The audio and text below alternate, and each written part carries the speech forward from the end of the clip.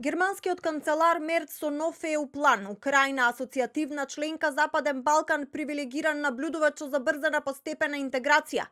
Според германски Билд во писмо испратено до председателот на Европскиот совет Антонио Кошта, шефицата на Европската комисија фон дер Лајен и до кипарското председателство, Мерц порачува дека е потребно политичко решение и дека неговата идеја не е замена за процесот на преговори, туку мост до полноправно членство.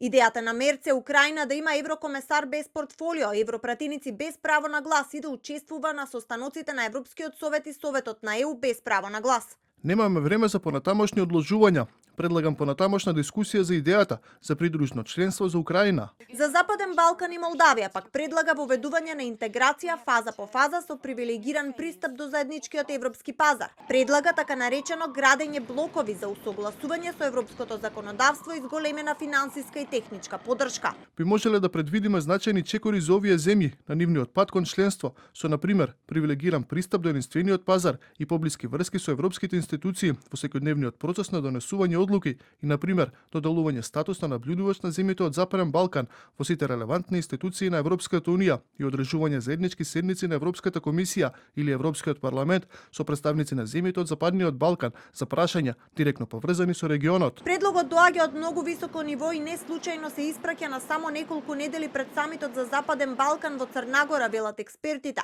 Според нив се очекува дискусија за правната форма и долгорочните импликации за ЕУ.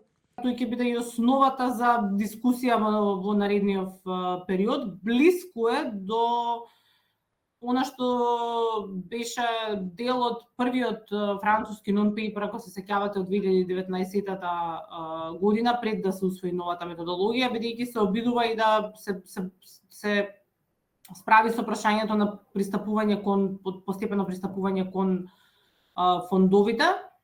Но за разлика од тогаш, веројатно сега временскиот притисок е многу поголем.